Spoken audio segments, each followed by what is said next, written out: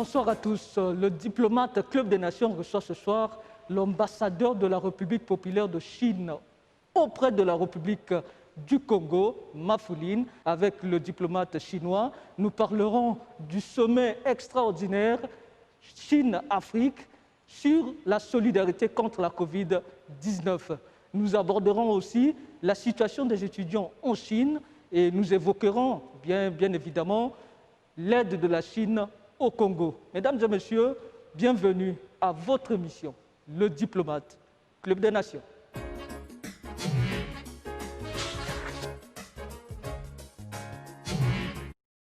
Bonsoir, monsieur l'ambassadeur. Bonsoir. Le sommet extraordinaire Chine-Afrique s'est tenu par vidéoconférence le 17 juin dernier sous le signe de la solidarité contre la Covid-19, pendant que le virus refait surface à Pékin avec des nouveaux cas positifs. Pourquoi cet appel à la solidarité internationale, monsieur l'ambassadeur?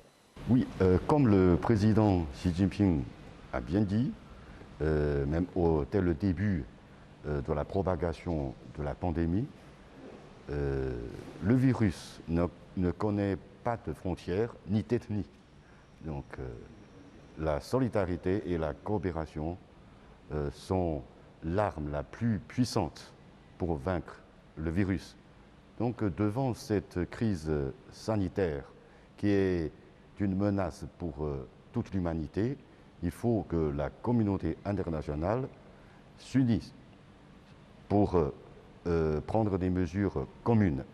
Donc la Chine et l'Afrique ont connu disons, une coopération fraternelle et exemplaire. Donc dans cette situation, il faut d'abord que la Chine et l'Afrique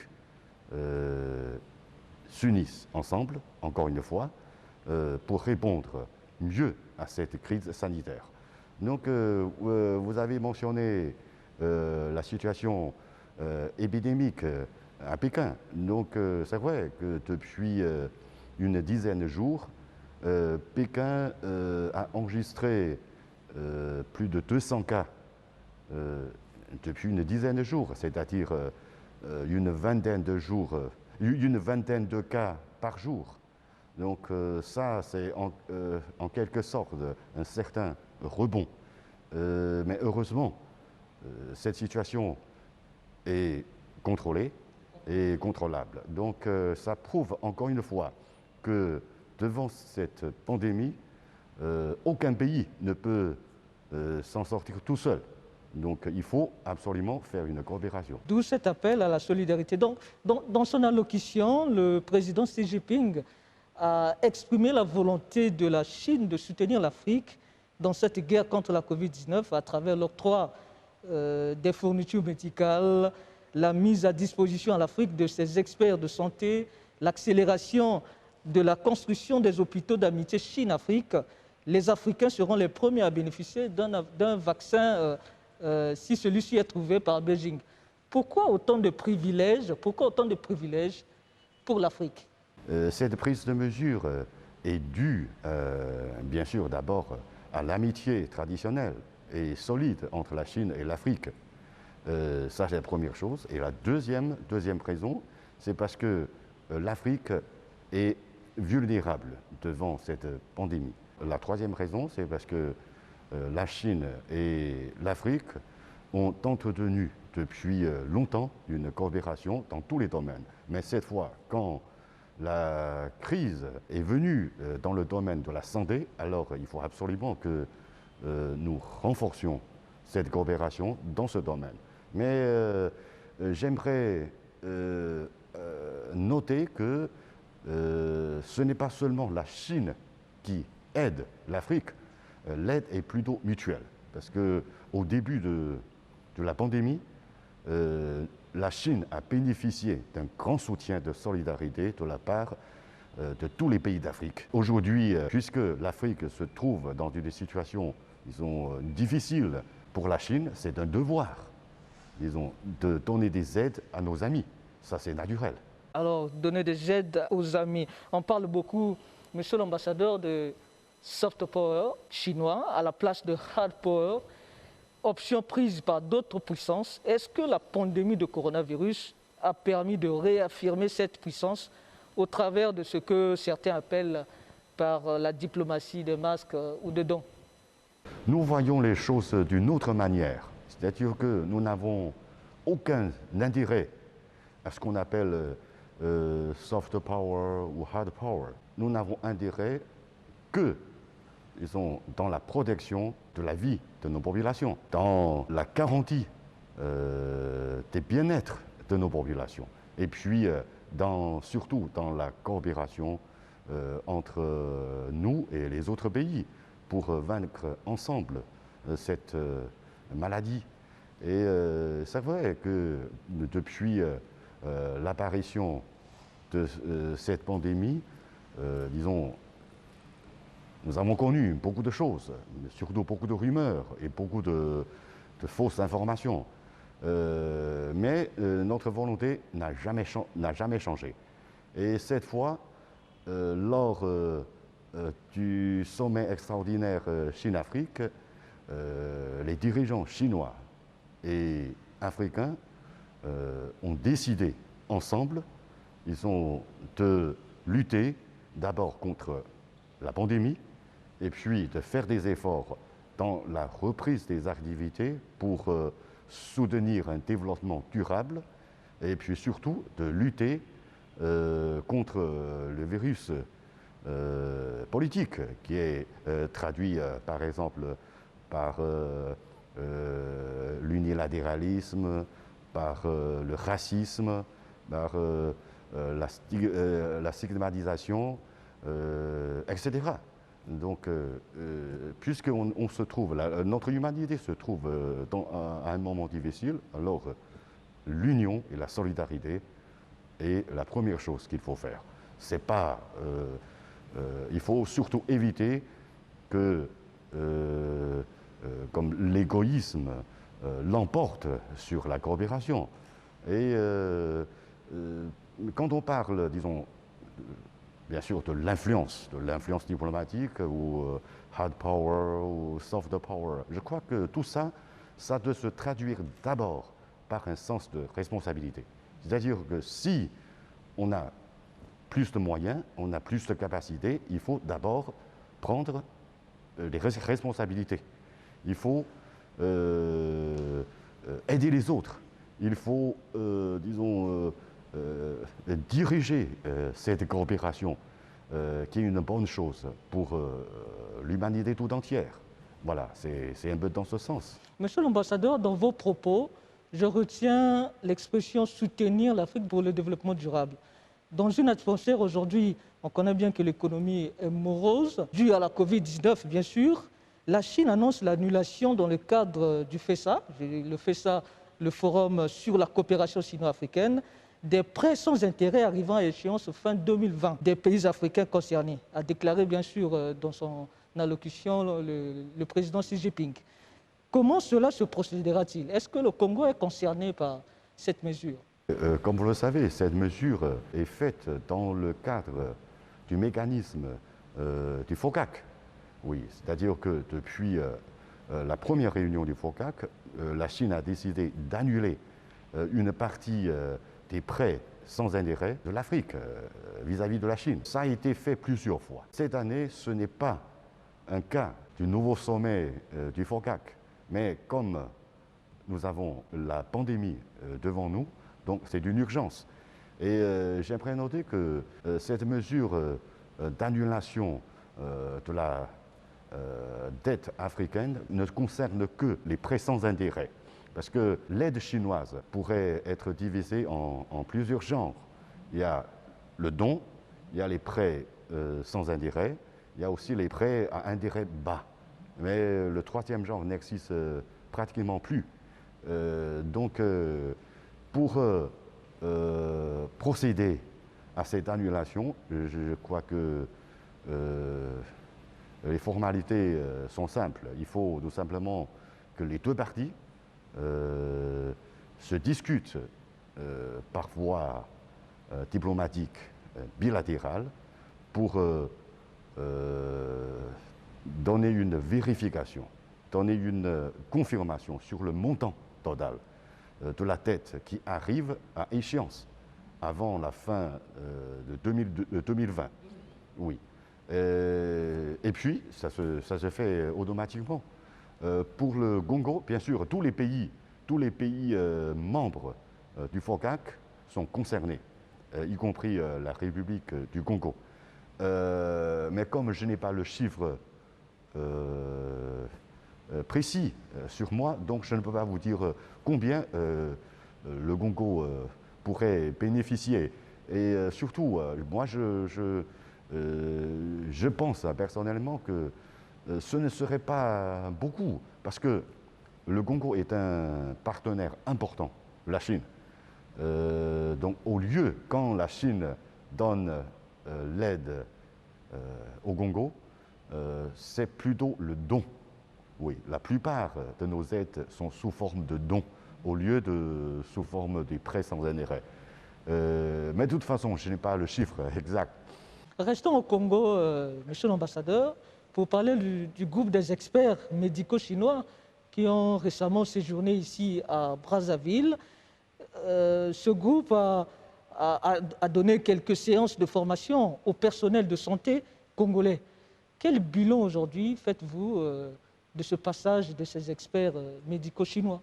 Le bilan est tout à fait positif. Donc la situation au Congo, la situation, je dirais, la situation épidémique au Congo, le travail que les Congolais sont en train de faire, l'enthousiasme, le professionnalisme des médecins et des infirmiers du Congo ont laissé une impression marquante aux médecins chinois, aux experts chinois. Lors de leur séjour au Congo, à Brazzaville comme à Pointe-Noire, ils ont travaillé ensemble avec leurs homologues congolais. Ils ont donné, comme vous l'avez dit, ils ont donné plusieurs formations, plusieurs séances de formation. Les deux parties ont partagé ensemble les expériences et même les leçons que la Chine a tirées de notre lutte contre la pandémie. Parce que la Chine est le premier pays qui a été frappé par la Covid-19. Et nous avons eu des expériences, mais ces expériences n'appartiennent pas seulement à la Chine, mais ça appartient au monde entier. Il faut que, surtout nos amis, les partagent. D'abord, les experts chinois nous ont dit que le cas du Congo est plutôt optimiste. Vous avez fait un travail remarquable. Donc le Congo est parmi les pays qui ont fait le mieux, disons, pour contrôler cette maladie. Mais les cas continuent d'augmenter. Oui, avec peu de cas. Mais ce n'est pas grave, c'est pas grave. Je crois que c'est normal. Ils ont dit que c'est normal. Il faut continuer de faire des efforts. C'est-à-dire que nous avons déjà pas mal fait pour ce qui est passé, mais devant nous, il y a encore une tâche lourde. D'accord. Alors, votre pays, la Chine, a été, pendant plusieurs mois d'ailleurs, secoué par le coronavirus et parmi des milliers d'Africains qui y vivent, un seul a été touché. Aucun Congolais n'a perdu la vie, ni même contaminé par cette pandémie en terre chinoise. Quel est votre sentiment par rapport à ces statistiques? Oui, je ne suis pas étonné de ce résultat parce que les étudiants africains vivent très bien en Chine. Pendant la période de la pandémie, surtout à Wuhan, vous le savez, la situation était vraiment grave. Pourtant, les Africains, surtout les étudiants africains, ont été très bien protégés. Oui, malgré des difficultés, les autorités de la ville de Wuhan leur ont donné des aides nécessaires, comme par exemple les achats de nourriture, comme la fourniture gratuite de certaines choses. Donc ils étaient vraiment bien protégés. Mais pendant cette période, nous avons également bénéficié de l'aide de la partie congolaise, par exemple. Vous le savez, le gouvernement congolais a débloqué une somme importante pour le secours des étudiants congolais. Ça, nous le considérons comme une aide pour nous-mêmes, parce que ça nous a facilité le travail. Cela prouve encore une fois que nos relations sont vraiment amicales. Notre coopération existe partout, pas seulement au Congo, mais également en Chine. Même dans un moment le plus difficile, oui. Le soutien du Congo a été aussi palpable lorsque l'image de la Chine a été un peu écorchée sur les réseaux sociaux concernant le traitement des Africains en Chine aussi. Malgré toutes les difficultés, je dis, malgré tout ce qui est arrivé, le Congo reste toujours avec la Chine. Ça, nous en sommes très reconnaissants. En 2012, lors du séisme qui avait secoué la Chine dans la région de Tibet, le Congo avait fait un don d'une école à la Chine, école d'une valeur de 1,3 milliard de francs CFA, qui porte le nom aujourd'hui de l'actuel président du Congo, Denis Sassou Nguesso, dans la ville de Wushu exactement. Aujourd'hui, le Congo touché par la Covid-19, on a vu la Chine aux cheveux du Congo par des dons multiformes. Est-ce qu'on peut parler en ce moment de réciprocité à ce niveau? Ce n'est pas seulement une réciprocité, mais plutôt cet acte, c'est plutôt un acte qui vient du sentiment d'amitié. Ça prouve, c'est un autre témoignage éloquent que notre amitié entre nous existe dans le cœur de nos peuples. Le président de la République, Denis Sassou Nguesso, quand il a effectué une visite en Chine, il a fait ce geste vraiment très remarquable. Nous en sommes très reconnaissants. Donc aujourd'hui, grâce au soutien du Congo, cette localité a pu se redresser, disons, cette école est mise en bon usage par des enfants.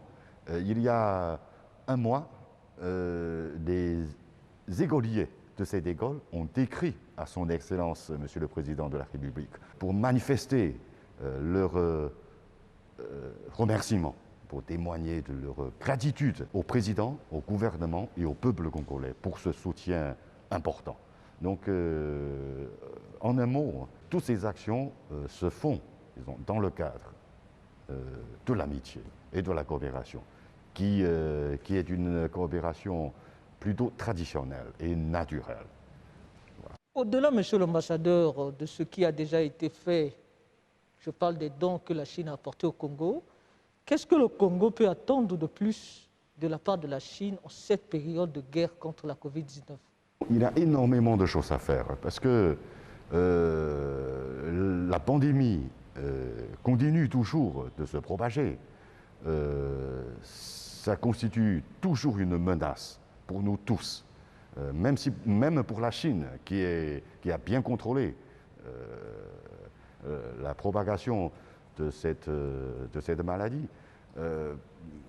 Ça, c'est la première chose. Et puis, il y a la deuxième chose. Parce que comme la pandémie a grandement bouleversé, disons, l'économie du monde entier et a compromis gravement le bien-être du peuple, donc nous avons également beaucoup de choses à faire. Et troisièmement, cette pandémie a aussi donné un impact négatif à l'ordre international, à la gouvernance internationale. Donc c'est pourquoi lors de ce sommet extraordinaire Chine-Afrique, les dirigeants chinois et africains ont pris ensemble une décision, disons, pour d'abord continuer de faire des efforts pour lutter contre la Covid-19, afin de sauver la vie, afin de garantir la sécurité de santé à nos populations. Ça, c'est la première tâche. Et puis la deuxième tâche, renforcer notre coopération pour donner une poussée à notre économie, afin que nos populations puissent survivre. Et troisièmement, les chefs d'État ont également décidé de lutter contre l'unilatéralisme, de soutenir le multilatéralisme. Ils ont garder, de maintenir la gouvernance internationale, le système international centré sur l'ONU. Et donc, dans tous ces domaines-là, et puis il y a encore la troisième chose, c'est-à-dire renforcer encore davantage notre amitié, l'amitié Chine-Afrique, par des actions concrètes. Donc, dans tous ces 4 domaines, nous avons énormément de travail à faire. Et avec, j'espère, avec l'amélioration de la situation épidémique, donc nous pouvons faire plus de choses à la deuxième étape, c'est-à-dire promouvoir la reprise des activités. Nous avons encore beaucoup de projets qui sont suspendus à cause de cette pandémie. Donc il faut tout ça, il faut reprendre, il faut redémarrer. Parce que, en fin de compte, la pandémie va passer définitivement. Mais nous devons vivre sur notre économie. Nous devons vivre sur notre développement durable.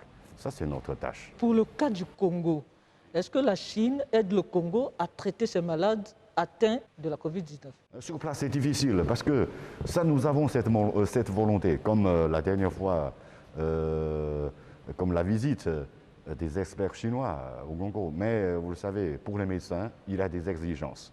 Il faut avoir les permis. Oui, il en est de même pour les autres métiers. Donc, même pour les matériels de protection, à chaque pays, il y a un critère. Oui. Donc c'est un peu compliqué. Mais nous pouvons toujours trouver les moyens, comme par exemple les visioconférences, les échanges d'expériences, le jumelage entre les hôpitaux chinois et africains. Tout ça, c'est la coopération. Nous tournons déjà vers la fin de notre entretien, monsieur l'ambassadeur. En 2010, la Chine avait épaté le monde suite à l'occupation, selon la Banque mondiale, de la deuxième puissance économique du monde. En 2020, selon la même source, la Chine devait affirmer sa montée vers la première puissance du monde. Est-ce que ce positionnement inciterait d'autres puissances à avoir peur de la Chine? Nous n'avons aucun intérêt sur le classement, sur notre classement ou le classement des autres. Ce que nous devons faire nous-mêmes, même selon nous, le Parti communiste a établi un objectif. Ils ont d'élever la vie, c'est améliorer les conditions de vie de notre population, d'apporter le bonheur pour notre peuple, et puis apporter plus de contributions à notre humanité. Ça, c'est notre conception. Donc, si la Chine est la première ou deuxième ou troisième puissance, ce n'est pas une chose très importante. Et nous devons surtout faire de notre mieux pour que notre peuple vive bien, pour que notre monde soit plus beau, pour que les liens et la coopération entre les différentes nations se fassent, disons, dans une bonne ambiance. Plus on est proche du sommet, plus on est difficile, on est fatigué. Le développement de la Chine ne compromet pas au développement des autres pays. Ça, c'est ce que nous voulons toujours éviter. Mais au contraire, pour les pays en voie de développement, je crois qu'avec le développement, au fur et à mesure de notre développement, nous pouvons avoir plus de capacités, plus de moyens d'aider nos amis. Ça, c'est aussi notre rêve et ce que nous voulons toujours. Nous voulons faire plus. Voilà.